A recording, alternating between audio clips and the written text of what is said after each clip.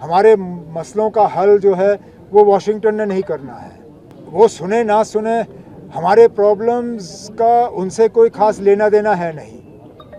ना ये मेरी आदत रही है कि मैं अपनी शिकायत किसी दूसरे मुल्क के किसी एम्बेसडर से कहूँ। हमारे मसलों का हल हमारे मरकज़ी हुकूमत ने करना है। तो ये मुझे लगता है एक बहुत गलत बात होगी अगर मैं अपने मुल्क के बारे में शिकायत करूं और वो किसी दूसरे मुल्क के एम्बेसडर को करूं। वो मेरी आदत नहीं है। काफ़ी लंबे अरसे के बाद अमेरिका के एम्बेसडर जो हैं वो जम्मू कश्मीर आ रहे हैं और मेरी तो किसी भी अमेरिकन एम्बेसडर से बहुत ही ज़्यादा लंबे अरसे के बाद मुलाकात हो रही है। आने दीजिए, उनसे बैठ के बात करेंगे। मैं ज़्यादा तो उनसे सुनना पसंद करूंगा, लेकिन वो भी सुनने के लिए आ रहे हैं। अब देखते हैं किस तरह की बातचीत होती है। आज दोपहर को वो मिलने आ रहे हैं। और कुछ वो भी यहाँ के सुनना पसंद करेंगे। मतलब वो सुने ना सुने, हमारे प्रॉब्लम्स का उनसे कोई खास लेना देना है नहीं। ना ये मेरी आदत रही है कि मैं अपनी शिकायत किसी दूसरे मुल्क के किसी एम्बेसडर से कहूँ। हमारे मसलों का हल जो है वो वाशिंगटन ने नहीं करना है। हमारे मसलों का हल हमारे मरकज़ी हुकूमत ने करना है।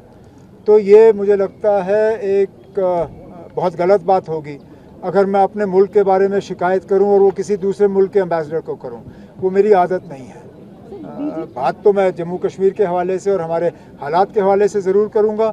ना शिकायत करूंगा, ना उन शिकवों का कोई हल उनसे जो है मैं हासिल करने की कोशिश करूंगा। In the last few months, I'll come to you. So BJP is going to protest against NC government over alleged corruption in appointments.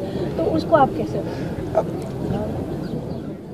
एक सेकंड के लिए अगर हम माने कि उनका कहना सही है, इसको छुपाने की भी ताकत हमारे हाथ में नहीं है। मुझे बताइए वो कौन सी इन्वेस्टिगेटिव एजेंसी है जिसका कंट्रोल मैं करता हूँ? एक भी नहीं।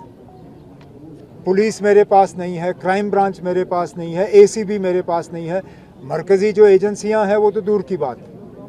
मुझे बताइए ना, आप कहाँ पे किसी एजेंसी ने ये कहा हो कि हाँ जी इस मामले में करप्शन हुआ है? इन एजेंसियों पे कंट्रोल तो बीजेपी का है। आप कराइए तहकीकात। अगर वाकई करप्शन हुआ है करिए केस और उसके खिलाफ कार्रवाई करिए। लेकिन ये बेबुनियाद इल्ज़ाम जो हैं ये खामखा की जा रही हैं।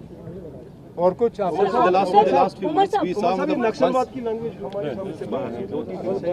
saw that there was flooding in Srinagar due to large-scale rains. Now, how is the government dealing with this situation, especially in the face of there is an industrial estate coming up in the flood absorption basin in Nowgaon? So, how is government dealing with all these issues? Water logging in Srinagar, parts of Srinagar, is a legacy issue. It's not the creation of the last 2 years, not even the last 5 years. कॉलोनियाँ बनी, कहाँ से बनी, किसने बनाने की इजाज़त दी, कैसे बने, वो ना आप जानते हैं ना मैं जानता हूँ। जब कॉलोनियाँ बनी वहाँ पे बनाने वालों ने ड्रेनेज का कोई प्रोविज़न नहीं रखा। अब जब बारिश पड़ती है तो लोग हुकूमत से कहते हैं ना अब आओ हमारा पानी निकालो। जब कॉलोनी बन रही थी तब ड्रेनेज का इंतज़ाम रखा क्यों नहीं? अब रेट्रोस्पेक्टिवली हमें इन कॉलोनियों में ड्रेनेज का इंतज़ाम करना पड़ रहा है, जो हम कर रहे हैं। लेकिन रातों रात ये होगा नहीं। जो ब्लैक स्पॉट्स हैं, जो सबसे ज़्यादा प्रॉब्लमेटिक एरियाज़ हैं, उनको आइडेंटिफाई किया हुआ है। इमरजेंसी बेसिस पे उन जगहों पे जब हमें बारिश के वार्निंग्स आएंगे मेट डिपार्टमेंट से, वहाँ पे एडिशनल पंपेज जो है उसका हम अरेंजमेंट रखेंगे। लेकिन लॉन्ग टर्म के लिए जो वहाँ पे ड्रेनेज के प्रोजेक्ट्स बनने हैं वो हाउसिंग डिपार्टमेंट की तरफ से अब कार्रवाई चल रही है। जैसे जैसे हमें फंडिंग मिलेगी हम इन इलाकों को जो है रेट्रोस्पेक्टिवली ड्रेनेज का जो है इंतज़ाम कर लेंगे।